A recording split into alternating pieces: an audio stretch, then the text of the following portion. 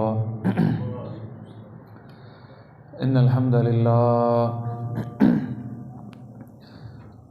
इन्नल हम्दलिल्लाह नहमदुहु व नस्तईनुहु व नस्तगफिरुह व नऊज़ु बिल्लाहि मिन शुरूरि अनफुसिना व मिन सय्यिआति अअमालिना।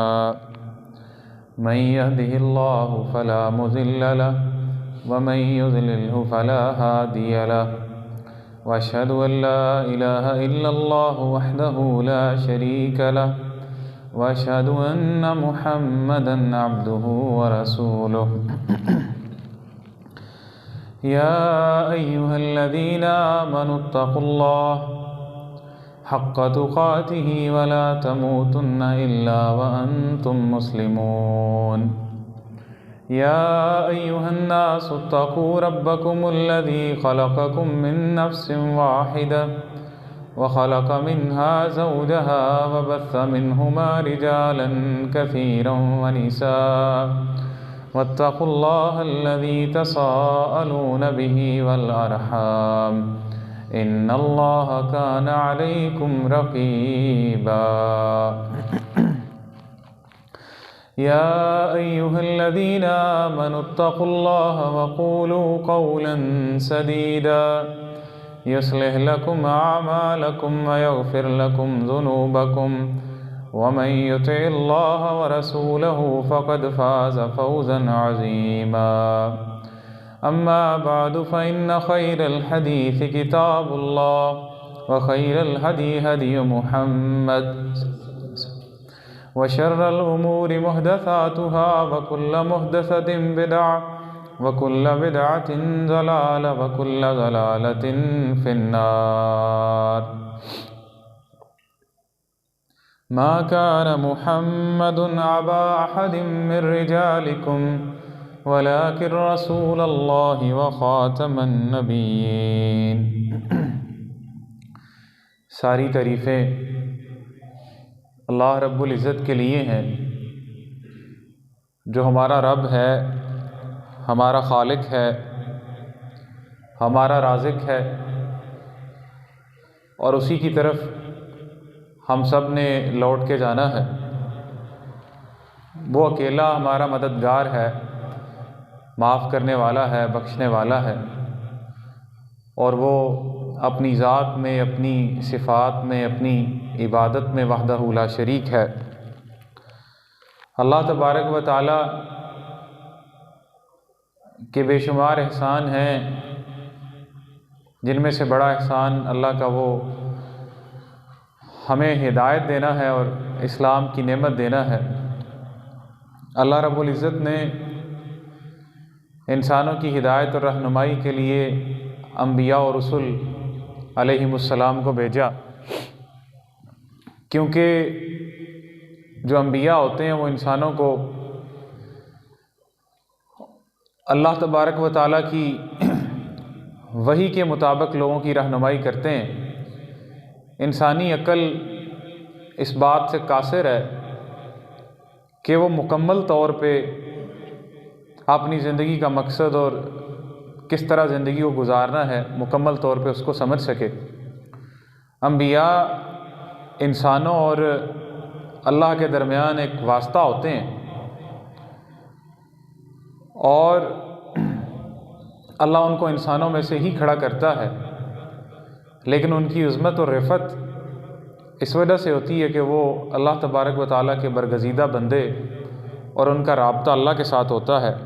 अल्लाह किसी के साथ भी जब कलाम करता है तो वही के ज़रिए करता है या पर्दे के पीछे से करता है या अल्लाह तबारक व तआला अपना फ़रिश्ता भेज के वो कलाम करता है। हम सब ये समझते हैं कि जितने भी अंबिया इस दुनिया में तशरीफ़ लाए उनमें सबसे अफजल, सबसे अशरफ मुहम्मदुर रसूलुल्लाह सल्लल्लाहु अलैहि वसल्लम हैं,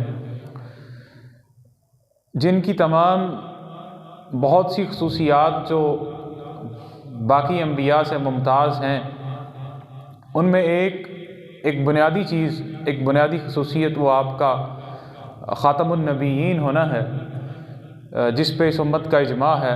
कुरान मजीद की जो आयत मैंने आपके सामने तिलावत फरमाई है, अल्लाह तबारक व तआला ने फरमाया कि मा कान मुहम्मदुन अबा अहदिम मिन रिजालिकुम, कि मोहम्मद सल्लल्लाहु अलैहि वसल्लम आप में किसी मर्द के बाप नहीं आप में से, और वो ख़ातमुन नबिय्यीन हैं। रसूलुल्लाह सल्लल्लाहु अलैहि वसल्लम की इस पे बहुत सारी अहादीस हैं।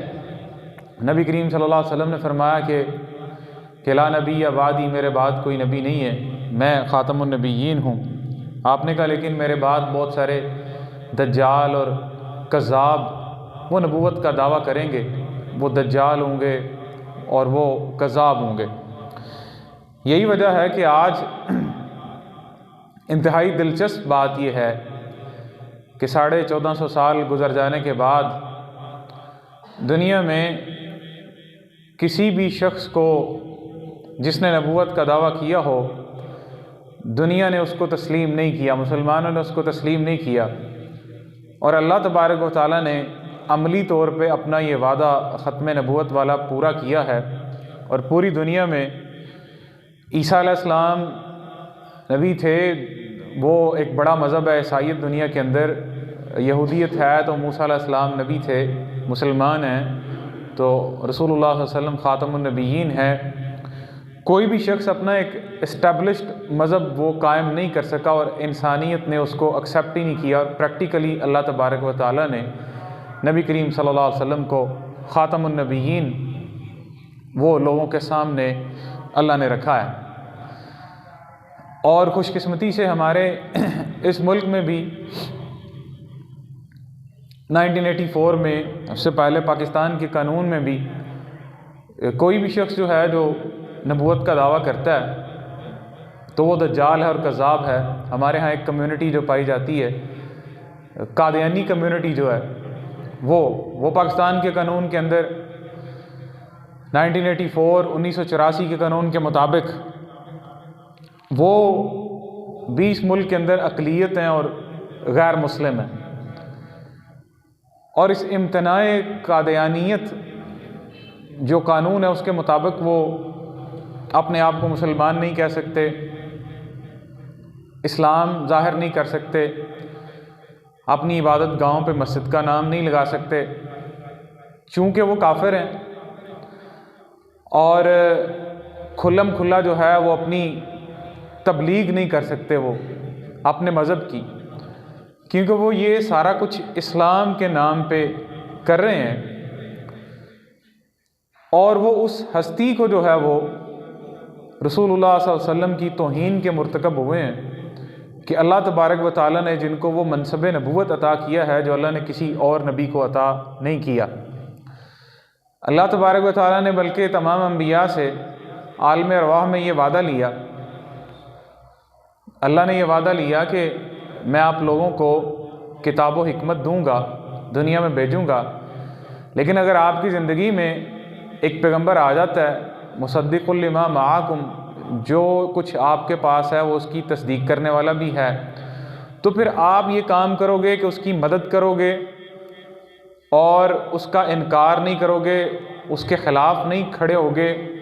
इससे बढ़ के आपके मनसब नबूवत की अज़मत और आपकी रिसालत की रिफ़त क्या हो सकती है कि अगर अम्बिया मूसा अलैहिस्सलाम, ईसा अलैहिस्सलाम, नूह अलैहिस्सलाम जैसे लोग भी आपकी ज़िंदगी में आ जाते तो उनको भी आपकी इताअत जो है वो करना पड़ती।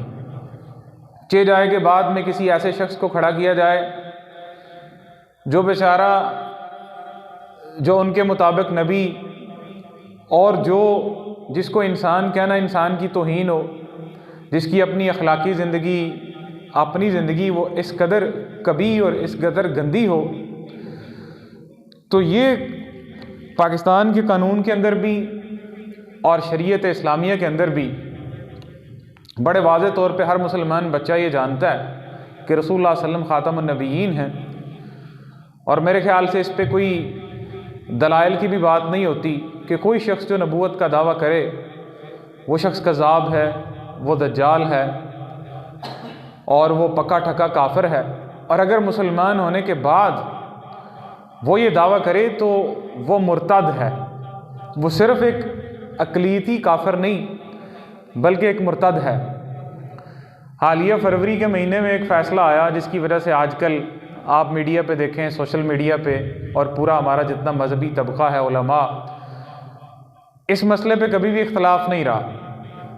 तमाम उलमा इकट्ठे होते हैं ख़त्म नबूवत के मामले पे, चाहे वो देवबंदी मकतबा फ़िक्र से उनका तल्लुक़ हो, अहले हदीस मकतबा फ़िक्र से तल्लुक़ हो, बरेलवी मकतबा फ़िक्र से तल्लुक़ हो, किसी भी मकतबा फ़िक्र से तल्लुक़ हो। ये ऐसा हसास मसला है क्योंकि दीन की बुनियाद इसी चीज़ के ऊपर है, तौहीद के ऊपर और रिसालत के ऊपर। रसूलुल्लाह सल्लल्लाहु अलैहि वसल्लम हमारा और बाकी लोगों का फ़र्क ही रिसालत का है। तौहीद की बात तो कोई भी कर सकता है, ईसाई भी कह सकता है मैं अल्लाह को एक मानता हूँ, यहूदी भी कह सकता है मैं अल्लाह को एक मान लेता हूँ, चलो जी मैं शिरक नहीं करता। कोई हिंदू भी खड़ा होकर कह सकता है मैं शिरक नहीं करूँगा, मैं एक अल्लाह को मान लेता हूँ। असल फ़र्क जो आता है वो तो रसूलुल्लाह सल्लल्लाहु अलैहि वसल्लम की ज़ात पे आता है कि रसूलुल्लाह सल्लल्लाहु अलैहि वसल्लम की ज़ात, आपकी ज़ात जो है वो मुसलमान और गैर मुसलमान के दरमियान जो वो फ़र्क करने वाली ज़ात है, और आपकी वो ज़ात है जिसको अल्लाह तबारक व तआला ने मुताए मुतलक ठहराया है। आपकी इताअत को अल्लाह ने, आपकी मोहब्बत को, आपकी इताअत को, आपकी सुन्नत को बिला चूनो चुरा अल्लाह ने इसको मुताए मुतलक ठहराया है। अब ये फ़ैसला हुआ कि एक कादियानी पकड़ा गया, उसके ख़िलाफ़ FIR आई कि वो उनका कोई मिर्ज़ा बशीर है, उसकी कुरान का तर्जमा उसने किया और वो आम लोगों के अंदर वो कुरान का तर्जमा बांट रहा है। कुरान मजीद का वो तर्जमा जिस पे जगह जगह पे उन्होंने इतनी तहरीफ़ की है कि नबी करीम सल्लल्लाहु अलैहि वसल्लम जहाँ पे ईसा अलैहिस्सलाम का तज़किरा आया है वहाँ पे उन्होंने अपने कादियानी को जो है मेंशन किया है कि ये मसीह मौद की बात हो रही है। यहाँ तक कि कुरान मजीद जहाँ से शुरू होता है कि अल्लज़ीना युमिनूना बिमा उन्ज़िला इलैका व मा उन्ज़िला मिन क़ब्लिका, वो लोग जो आप पे ईमान लाते हैं जो आपकी तरफ नाज़िल किया गया, और अल्लज़ीना युमिनूना बिल ग़ैब, गैब के लफ्ज़ों तक कुरान के शुरू से ही तहरीफ़ात वो शुरू कर दी। पाकिस्तान के कानून के मुताबिक जो इम्तनाए कादियानियत कानून है वो अपनी किसी किस्म की तबलीग नहीं कर सकते, चेंज है कि वो कुरान मजीद का तर्जमा शाया करके, और उस तफसीर का नाम उन्होंने तफसीर सगीर रखा हुआ है, वो बंदा लोगों में बांट रहे हैं। 10 साल होने को है वो मुकदमा लगा हुआ है, और अब फरवरी में हमारे चीफ जस्टिस साहब काजी फायज़ ईसा उन्होंने ये फ़ैसला दिया कि इस बंदे को ज़मानत पे बरी कर दिया जाए, और साथ बड़े अजीब से तबसरे भी किए। हैरानी ये होती है कि अजब किस्म के लोग इतनी बड़ी बड़ी कुर्सियों पे पहुंच जाते हैं जो दीन से बिल्कुल नावाकिफ़ होते हैं, जो शरीयत की बुनियादी चीज़ों से भी नावाकिफ़ होते हैं, और जिन बेचारों को कुरान मजीद की गहराई का कोई इल्म नहीं होता, सती सा इल्म होता है, और फिर वो इस बात से भी हिचकिचाते नहीं हैं और बल्कि अपने आप को इल्म कुल समझ के वो फ़ैसले कर देते हैं। पाकिस्तान की तारीख़ ऐसे फ़ैसलों से भरी पड़ी है। पहले नंबर पे तो हमारी ब्यूरोक्रेसी, हमारे जस्टिस, हमारी अदालतें वो सारी कभी, और इसी तरह हमारी जो जमहूरियत है वो कभी जर्नैलों के बूटों नीचे से निकली ही नहीं। अगर निकल भी आए तो इस तरह के फ़ैसले पाकिस्तान की तारीख़ में बड़े हुए। यहाँ पे कभी जस्टिस मुनीर होता था, उसने बड़ी खुली वायलेशन की, आइन की, इस तरह के फ़ैसले दिए, और आज भी इस तरह के लोगों को लोग कोई अच्छे लफ्ज़ों से याद नहीं करते। मशरक़ी पाकिस्तान में जस्टिस शफ़ी होता था, उसने कहा हदीस और सुन्नत की आइनी हैसियत ही नहीं है, यही इसकी तो कानून की हैसियत ही नहीं है। मौलाना मौदूदी ने फिर इसका जवाब लिखा, उनकी किताब छपी सुन्नत की आइनी हैसियत के नाम से। आज वो लोग दुनिया से चले गए हैं, लेकिन आज कोई बंदा उनको अच्छे लफ्ज़ों से याद नहीं करता। मासिवाए चंद के बहुत सारे लोग वही लिबरल माइंडेड सेकुलर किस्म के लोग, और मगरब के दिल फरेब नारों पे लुभ जाने वाले, आज़ादी इजहार राय, हकूक़ इंसानी, ह्यूमन राइट्स के नाम पे वावेला करने वाले, वो शरीयत की धज्जियाँ उड़ाते हैं। अब यहाँ पे ये लोग फंस गए हैं, मौलवियों के हत्थे चढ़ गए हैं ये लोग, कि यहाँ पे मसला सिर्फ शरीयत का नहीं, यहाँ पे तो पाकिस्तान के आइन का भी मसला है कि पाकिस्तान के आइन ने भी उनको काफिर करार दिया हुआ है, अगरचे वो लोग अपने आप को काफिर नहीं समझते। और बदमाशी कादियानियों की ये है, सीना जोरी ये है कि वो 1.8 बिलियन, 2.25 अरब मुसलमानों को काफिर समझते हैं, और उनकी जिद ये है कि हमें मुसलमान समझा जाए।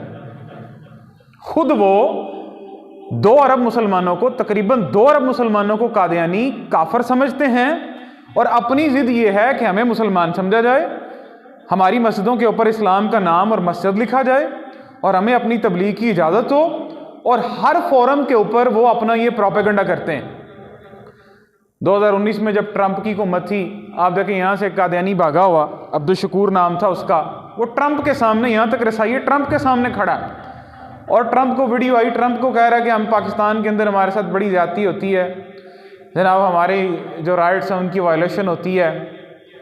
और सलमान तसीर जो कत्ल हो गया, उसका बेटा शान तसीर, वो उसको ट्रांसलेट कर रहा है, ये उर्दू में ट्रंप को अपनी कहानी सुना रहा है। कायद-ए-आज़म जब फौत हुए तो सर ज़फ़रुल्लाह खान, उसने कायद-ए-आज़म का जनाजा नहीं पढ़ा, वो कादियानी था। उसने कहा जी जनाजा क्यों नहीं पढ़ा? कहता आप यूँ समझें कि किसी गैर मुस्लिम ने मुस्लिम का जनाजा नहीं पढ़ा, या किसी मुस्लिम ने गैर मुस्लिम का जनाजा नहीं पढ़ा। मतलब वो कम्युनिटी जो पूरी दुनिया के 2.25 अरब मुसलमानों को काफिर समझती है, और ज़िद और बदमाशी और दहशत गर्दी ये है कि जिनेवा तक उनकी आवाज़ें जाती हैं, और वहाँ पे जाके ये कहते हैं कि हमारे साथ पाकिस्तान के अंदर ज़्यादती होती है, कि हमें जो है वो इस्लाम का नाम नहीं लेने देते, या हमें तबलीग नहीं करने देते वो लोग।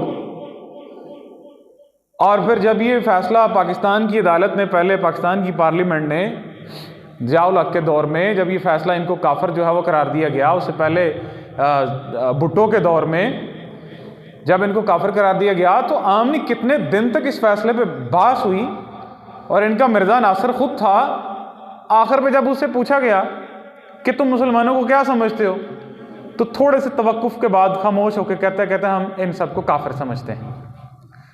मतलब हमको काफिर समझता है कि तुम हमारे मसीह मऊद को, जो भी उसको कहते हो, मिर्ज़ा कादियानी, जो ग़ुलाम अहमद कादियानी है, क्योंकि ये उसको नबी नहीं समझते, हमारे नज़दीक सारे काफिर हैं, और अपना प्रोपेगेंडा ये है कि हमें इस्लाम के हुकूक दिए जाएं, और पाकिस्तान में उनको काफिर करार दिया गया।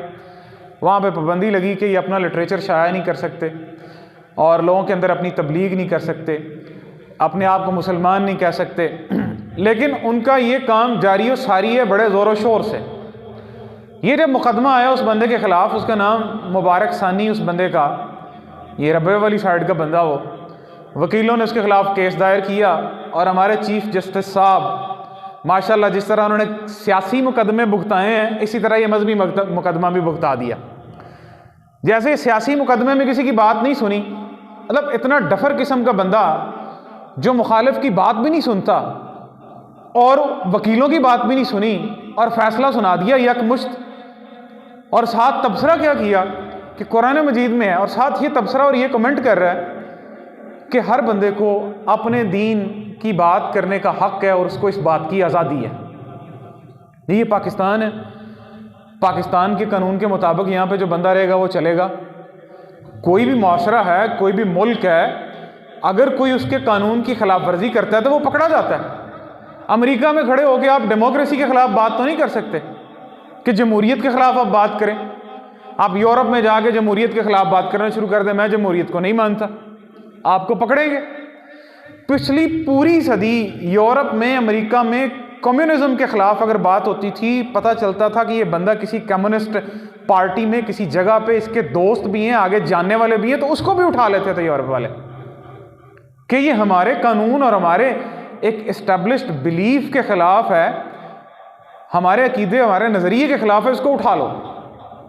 रशिया के साथ उनका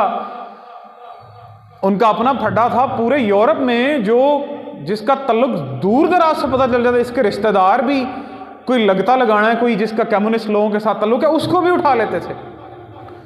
तो पाकिस्तान में तो पाकिस्तान तो कलमे के नाम पे बना है, हमारी तो असास और बुनियाद ही वो तौहीद और रिसालत है। अब रिसालत के नाम पे कोई बंदा जालसाजी करेगा या फ्रॉड करेगा तो उसको खुल्लम खुला इजाज़त कैसी होगी, जो शरई तौर पे भी गलत है, अकली तौर पे, मंतकी तौर पे, लॉजिकली भी गलत है। ठीक है, आप अपने आप को काफिर समझें, आप अपनी अकलियतों वाले हकूक दें।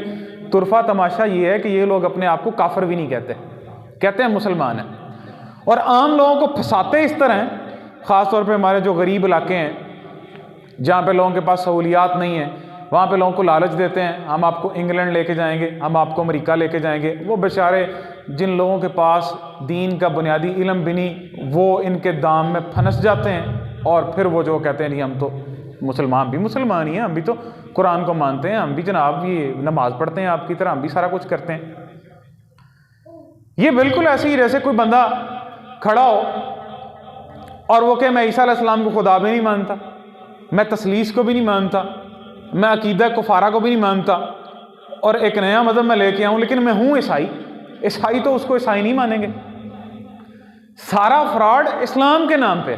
कोई कंपनी इस बात की इजाज़त नहीं देती कि आप उनके नाम से कोई जाली कंपनी खोलें या उनके नाम से कोई जाली और फ्रॉड ब्रांड खोल के आप वो लगाएं। आप दुनिया की बड़ी बड़ी कंपनीज हैं, आप एडिडास, नाइकी, आप किसी कंपनी के ब्रांड के आप बैन हो जाएंगे। आप उस कंपनी के नाम पे खोल के कि मैं इस कंपनी की चीज़ें बेच रहा हूँ, आपको पकड़ा जाएगा, आपके खिलाफ कार्रवाई होगी। और एक बंदा, एक खबीस शख्स को खड़ा करके गए कि ये नबी है और ये इस्लाम है, कि तो हमें मुसलमान समझा जाए। तो इनका जो मुकदमा है वो फ्रॉड का और जालसाजी का मुकदमा है। इनका मुकदमा, इनका कोई बुनियादी हुकूक का मुकदमा नहीं है, इनकी कोई ह्यूमन राइट्स की वायलेशन नहीं हो रही। जिस तरह ये पूरी दुनिया के अंदर डंडोरा पीटते हैं कि पाकिस्तान के अंदर हमारे साथ बड़ी ज़्यादती होती है। पाकिस्तान का एक कानून है, अगर इसको तौहीद और ख़त्म नबूवत और रिसालत को इसमें से ख़त्म कर दिया जाए तो फिर पीछे क्या बचेगा। अब चीफ जस्टिस साहब ने साथ ही रिमार्क्स दिए कि ला इकराह फिद्दीन, कि हर बंदे को अपनी जो उसका मज़हब है उसके मुताबिक ज़ोर ज़बरदस्ती नहीं वो कर सकते, आप उसको इजाज़त है वो जो मर्ज़ी करे। कुरान मजीद की इस आयत पे कि ला इकराह फिद्दीन, दीन में कोई ज़ोर ज़बरदस्ती नहीं है। अब बेचारा तो किसी मदरसे नहीं पढ़ा, उसको इस आयत का मतलब भी नहीं पता, 1450 साल बाद एक नया मतलब उसने निकाल दिया। ला इकराह फिद्दीन का मतलब तो ये है कि आप गन पॉइंट पे ज़ोर ज़बरदस्ती किसी से कलमा नहीं पढ़वा सकते। इसका मतलब तो ये है, जो उलमा समझते हैं, जो मुफस्सरीन समझते हैं, जो पूरी उम्मत ने 14 सदियाँ समझा है, इसका मतलब तो ये आप गन पॉइंट से किसी को मुसलमान नहीं कर सकते ज़ोर ज़बरदस्ती। इसका ये मतलब तो नहीं कि कोई उचक्का खड़ा हो के कोई लानती शख्स खड़ा हो के ये कुरान ठीक नहीं है, मेरे पास ये कुरान है। कोई इस्लाम के नाम पे जाली मज़हब खड़ा कर ले, कोई कि ये तो ख़ातमुन नबीयीन नहीं, मैं ये रब्बे से आपको ला के दे रहा हूँ, ये पैगम्बर है, ये इसका ये मतलब है। और फिर एक और रिमार्क्स दी है उसने कहा, कुरान मजीद ने कहा इन्ना नहनु नज़्ज़लना ज़िक्रा व इन्ना लहू लहाफ़िज़ून, के अल्लाह ने कहा हम कुरान की हिफाजत करने वाले हैं। तो जब अल्लाह कुरान की हिफाजत करने वाला तो मुकदमा किस बात का, वो तो कुरान को डिफाइल ही नहीं कर सकते। इसका मतलब है जो मर्जी करो, जाली कुरान छापो, अल्लाह तो हिफाजत करने वाला है। इसका मतलब तो उसकी बात से ये मतलब निकलता है आप जाली कुरान छापें, तकसीम करें, अल्लाह हिफाजत करने वाला है। तो अल्लाह तो अल्हम्दुलिल्लाह जो है वो हिफाजत करने वाला है। पाकिस्तान का कानून 295B, 298C, 295B Quran act, उसमें वाज़े लिखा हुआ है कि कुरान मजीद को जो कोई डिफाइल करेगा, उसके तर्जमे को उसमें तहरीफ करने की कोशिश करेगा, उसको सज़ा है। वो सज़ा 5 साल की हो सकती है, वो 10 साल की हो सकती है, वो उम्र कैद की भी सज़ा हो सकती है।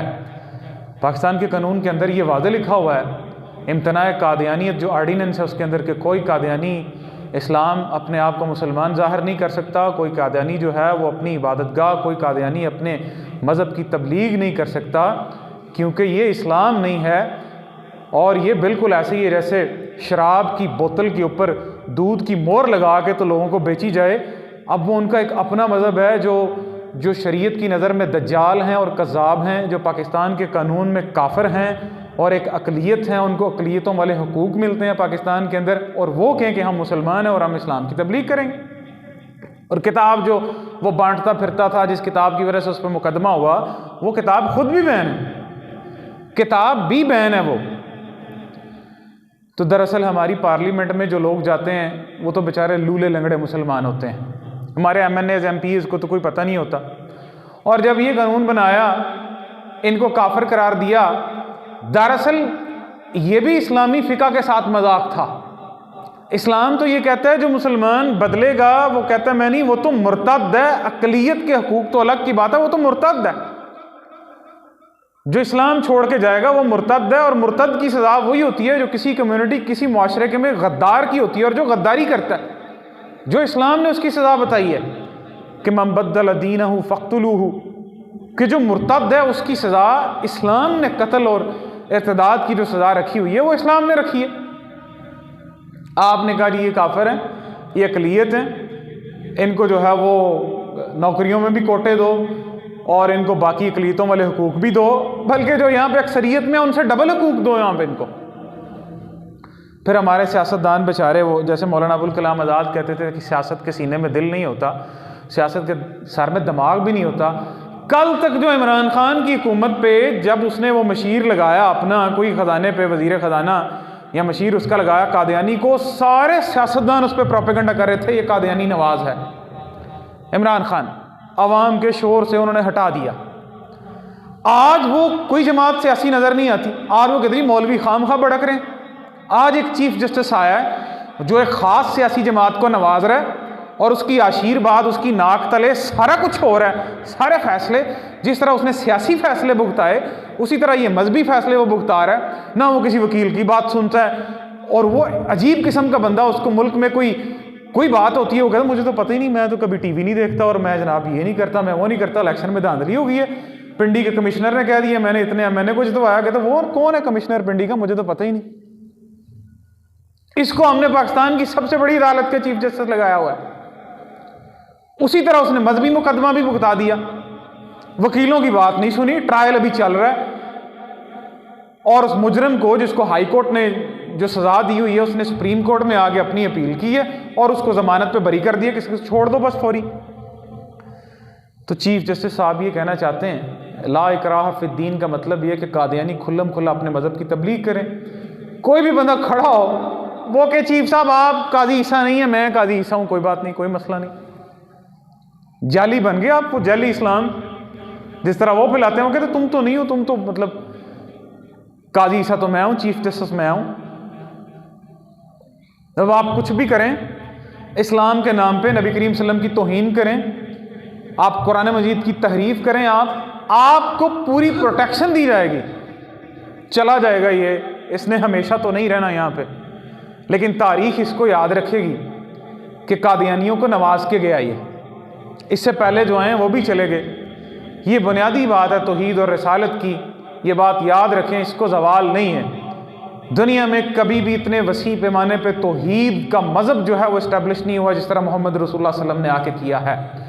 दुनिया में 2 बिलियन मुसलमान ख़ातमुन नबिय्यीन समझते हैं रसूलुल्लाह सल्लल्लाहु अलैहि वसल्लम को। कोई ये तसव्वुर भी नहीं कर सकता, कोई दलील भी नहीं मांगता कि आपके बाद को नबी आएगा कि नहीं आएगा।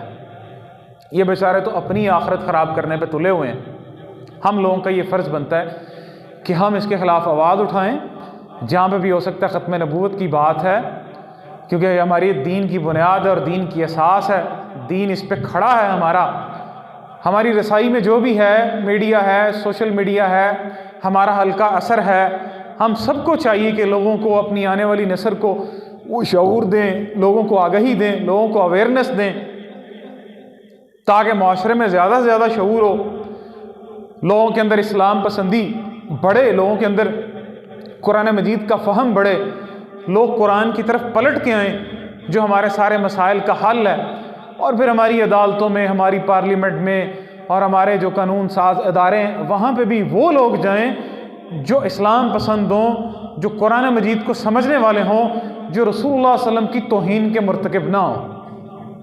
लेकिन नबी करीम सल्लल्लाहु अलैहि वसल्लम की रिसालत को अंडरमाइन किया जाता है मुख्तलिफ़ तरीक़ों के साथ। कुछ लोग तो वो हैं जो कहते हैं कि रसूलुल्लाह सल्लल्लाहु अलैहि वसल्लम तो ठीक है, एक पैगंबर है और उनकी हैसियत जो है वो एक पैगाम पहुँचाने वाले की है। अब वो दुनिया से चले गए पैगाम पहुँचा के, तो अब उनकी कोई कानूनी हैसियत नहीं है कि उनके कानून की बात की जाए या उनकी सुन्नत की, वो आइनी हैसियत नहीं है। ये मैंने जैसे आपको पहले मिसाल दी है, मशरक़ी पाकिस्तान बांग्लादेश अलग नहीं हुआ था तो जस्टिस शफ़ी ने यह फ़ैसला दिया था, हाई कोर्ट का वहाँ का जस्टिस था, कि सुन्नत की, हदीस की, रसूलुल्लाह सल्लल्लाहु अलैहि वसल्लम की ये कानूनी कोई हैसियत नहीं है। यहाँ पे ये लोग 40 पाकिस्तान बनने के बाद 40-50 साल तक तो हम अंग्रेज़ों के तसल्लुत और उनके कॉलोनियल इफेक्ट से बाहर ही नहीं निकले। हम आज भी नहीं निकले। हम कहने को हमारी कौमी ज़बान उर्दू है, ऑफिशियल हमारी ज़बान अंग्रेज़ी है, हम आज तक उस कॉलोनियल इफेक्ट से बाहर नहीं निकले, हम आज तक अंग्रेज़ों के असर से बाहर नहीं निकले। पूरा पाकिस्तान का गवर्नर होता था, उसने पूरी मुकन्नना ही तोड़ दी। जस्टिस मुनीर ने फैसला दिया, उसने कहा जी ये तोड़ सकता है, ये सेनेट को तोड़ सकता है, क्योंकि ये गवर्नर लगाया हुआ है ताज बरतानिया का। वहाँ पे जो किंग और क्वीन होती है उनके पास ये अख्तियार है, वो किसी सेनेट को, पार्लियामेंट को तोड़ सकते हैं। चूंकि ये इनका नुमाइंदा है, इसके पास भी इख्तियार है, तो इसने भी तोड़ दिया तो कोई बात नहीं तोड़ दी।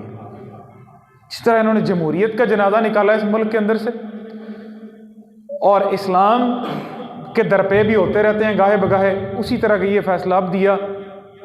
लोगों में इश्तियाल है, लोग जज्बाती हैं, लोग मुजाहरे कर रहे हैं, सारा कुछ कर रहे हैं। हर इंसान का जितना हल्का असर है, जितनी उसकी इस्तिदाद है, उसको बात करनी चाहिए, लोगों को समझाना चाहिए। नबी करीम सल्लल्लाहु अलैहि वसल्लम वो मुताए मुतलक हैं, वो ख़ातमुन नबिय्यीन हैं। अल्लाह तक पहुँचने वाला हर रास्ता उनसे होके जाता है। उनको निकाल दिया जाए तो पीछे कुछ भी नहीं बचता। अल्लाह तबारक व तआला का पहुँचने का रास्ता आपकी ज़ात से होके जाता है। अल्लाह से दुआ है कि अल्लाह तबारक व तआला हमें समझने की तौफ़ीक़ अता फ़रमाए, कुरान और सुन्नत के मुताबिक चलने की तौफ़ीक़ अता फ़रमाए, रसूलुल्लाह सल्लल्लाहु अलैहि वसल्लम की इताअत करने की तौफ़ीक़ अता फ़रमाए। व आखिर दावाना अनिल हम्दुलिल्लाहि रब्बिल आलमीन।